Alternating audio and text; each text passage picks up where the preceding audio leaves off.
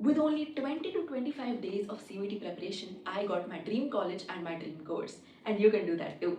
Hi, my name is Samara Verma and I'm currently pursuing Political Science Honours from Lady Shri Ram College, University of Delhi. So, in this video, I am basically going to give you a 30-day roadmap. 30 दिन बचे हैं serious तैयारी के, तो 30 दिन का एक strategy मैं आपको देने वाली हूँ जो मैंने खुद फॉलो करी थी अपने लिए. So it is basically tried and tested. So the basic thing to note CUET exam के लिए वो आप सब जानते ही हैं कि 5 सब्जेक्ट्स हैं हमारे पास.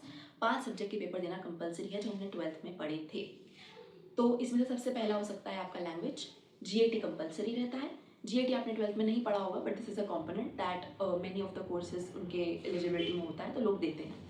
और बाकी बचे हुए आपके 3 कोर पेपर्स. मूविंग ऑन, तो एक एक दिन का एक एक समय का मैं आपको बताने वाली हूँ एग्जैक्टली कि आपको क्या किस टाइम पे क्या क्या पढ़ना है, और उनके अंदर के जो कंपोनेंट्स हैं वो भी बताने वाली हूँ. तो सबसे पहले बात करते हैं लैंग्वेज के बारे में. नाउ लैंग्वेज में बहुत सारे लोग इंग्लिश को प्रेफर करते हैं, तो मैं इंग्लिश के बारे में बात करूँगी. तो इंग्लिश एक ऐसा सब्जेक्ट है जिसमें first of all time management बहुत ज़रूरी है. तो आपको अपने माइंड को ट्रेन करना है कि किस तरीके से आप उस पेपर को जल्दी से जल्दी सॉल्व कर सकते हैं, रीडिंग कॉम्प्रिहेंशन के साथ, वोकैबलरी के साथ, ग्रामर के साथ, पैराजम्बल्स के साथ, सेंटेंस रीफ्रेजिंग के साथ, phrasal verbs, models etcetera etcetera etcetera, fill-ups etcetera.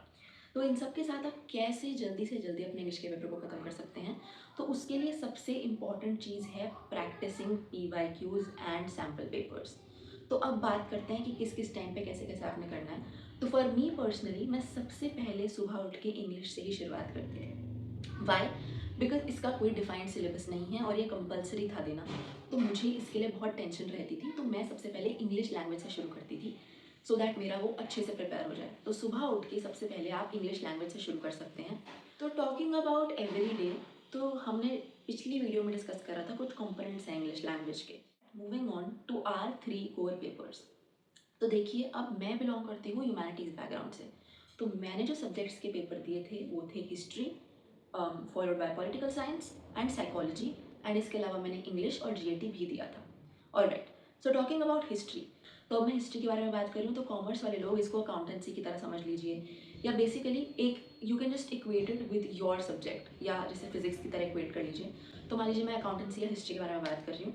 तो क्योंकि ये आपका कोर पेपर है, आपने इसको पढ़ रखा है, you have already done a lot of it, इसके बारे में आपने बहुत डिटेल में पढ़ रखा है 12th के बोर्ड के पेपर देने के लिए, तो आई वुड सजेस्ट इसके लिए सिर्फ आपको रिविजन करनी है. तो 3 कोर पेपर्स पे कम टाइम डिवोट करेंगे तो चल जाएगा, according to me. This is what I did.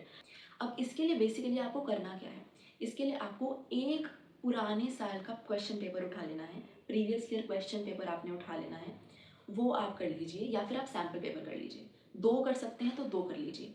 Apart from that हर रोज़ 1 से 2 चैप्टर रिवाइज कर लो. तो हिस्ट्री के लिए अगर बताऊँ तो पहली बुक के 2 चैप्टर रिवाइज कर लो. Moving on to the next, आपका आ गया पॉलिटिकल साइंस, BST या केमिस्ट्री जो भी. आफ्टरनून के टाइम पे स्पेसिफिकली मैं सजेस्ट करूँगी कि अगर आपको कोई सब्जेक्ट डिफ़िकल्ट लगता है तो आप वो उस टाइम उठा सकते हैं. या आफ्टरनून मैंने इसलिए बोला बिकॉज मैं आफ्टरनून में मेरी एफिशिएंसी थोड़ी ज़्यादा रहती थी, तो मैं आफ्टरनून में करती थी. सो इसके लिए भी मैं सेम ही चीज़ सजेस्ट करूँगी कि आपने 1 से 2 सैम्पल पेपर कर लेने हैं. उसके अलावा आपने 1 से 2 अपने चैप्टर्स रिवाइज कर लेने हैं, depending upon the number of chapters कि आप उसे कंप्लीट कर पाएंगे या नहीं. बाय रिविजन आई मीन कि आप एवरी पॉइंट को देखेंगे, हर एक चीज़ को अंडरलाइन करेंगे, देखेंगे ध्यान से. बिकॉज ये 12th के पेपर की तरह नहीं है. You are not writing everything down, you have an MCQ paper. तो एक एक चीज़, एक एक डेट अच्छे से याद करेंगे, स्पेशली फॉर पॉलिटिकल साइंस जैसे सब्जेक्ट्स जहाँ पर डेट ज़रूरी होती हैं, छोटी छोटी डिटेल ज़रूरी होती हैं. BST जो कि थियोरेटिकल सब्जेक्ट है, थियोरेटिकल सब्जेक्ट्स के लिए आपने अच्छे से एक एक चीज़ को पढ़ना है, एक एक चीज़ को अंडरलाइन करना है. I will not suggest writing all of it down, but अगर आपको राइटिंग में सही से आपको समझ आता है तो you can do that also yourself. फिर आपका आ गया थर्ड कोर पेपर. मैंने साइकोलॉजी का पेपर दिया था, तो उसके साथ जैसे कि मैंने बताया थ्योरी का अगर कोई भी आपका पेपर है तो उसको आपने अंडरलाइन करके अच्छे से एकदम जैसे भी आपको सही लगता है उस तरीके से आपने रिवाइज करना है, और उसके साथ 1 से 2 सैम्पल पेपर करने हैं. और स्कोर निकालो उसका, देखो, एनालाइज करो, क्या मेरे 244 मार्क्स आ रहे हैं 250 में से, क्या मेरे 200 आ रहे हैं, कहाँ मेरी कमी है. You need to write down, revise that daily. उस चीज़ को प्रोसेस करो, उस चीज़ को रिवाइज करो जो आपकी गलती हुई है. Finally moving on to GAT. देखिए, GAT का paper according to the course that, जो मेरा कोर्स है पॉलिटिकल साइंस के लिए GAT का पेपर देना वॉज नॉट नेसेसरी. तो मैंने उस पर थोड़ा कम ध्यान दिया था।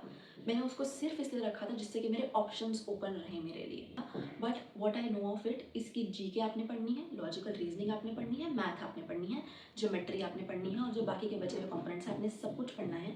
रोज़ जीके रिवाइज कीजिए, क्योंकि जीके पिछले साल की नहीं आती, वो कभी की भी पूछ सकते हैं। They can ask you anything about general knowledge में, कुछ भी आ सकता है, फैक्ट्स, कुछ भी आ सकता है।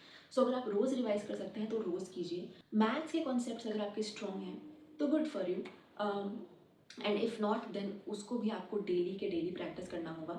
तो इसके लिए भी मैं सजेस्ट करूँगी कि आप सैम्पल पेपर्स और प्रीवियस ईयर क्वेश्चन ज़रूर अटेम्प्ट करो, ज़रूर देखो, क्योंकि बहुत बार ये सवाल रिपीट हो जाते हैं। अगर डायरेक्टली सवाल रिपीट नहीं होगा तो इनडायरेक्टली कुछ उसे उल्टा सीधा करके दे दिया जाएगा। So you can do that. हर रोज़ कम से कम 10 क्वेश्चन लॉजिकल रीजनिंग के, या जो भी चीज़ आपको डिफिकल्ट लग रही है, जीएटी का कोई भी कंपोनेंट डिफिकल्ट लग रहा है तो उसे ज़्यादा टाइम देके आप रिवाइज कर सकते हैं। तो ये थे 5 कंपोनेंट्स और इनकी स्ट्रैटेजी।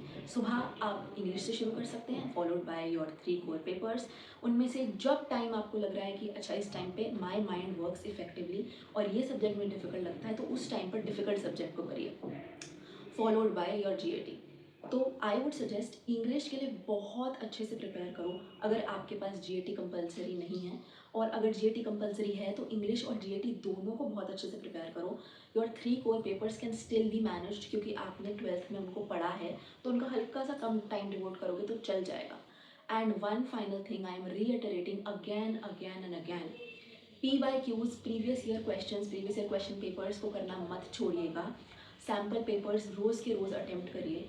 इसके लिए मैं फिर से बता रही हूँ, CUET अड्डा, DU बडी, कुछ अच्छे प्लेटफॉर्म्स हैं। DU बडी पे आपको, DU बडी की जो ऐप है उस पर आपको CBT मोड पे मिल जाएंगे sample papers, component wise divide होकर काफ़ी सारी चीज़ें मिल जाएंगी। This video is not sponsored by DU buddy, and ये मैं अपने एक्सपीरियंस से बता रही हूँ, क्योंकि मैंने उनकी पूरी जो मैंने अपनी जो पूरी प्रिपरेशन करी है वो DU बडी की मदद से करी है, and it worked really well for me. इसके अलावा आप कोर पेपर्स के लिए Arihant publications, Oswal publications refer कर सकते हैं। So this is all about today's video, and मैं बहुत सारी और वीडियोज़ लाने वाली हूँ CUET से रिलेटेड, आपके कॉलेज लाइफ से related, and if you are liking my content then please subscribe to my channel. This is it for today's video. Stay tuned. Thank you so much.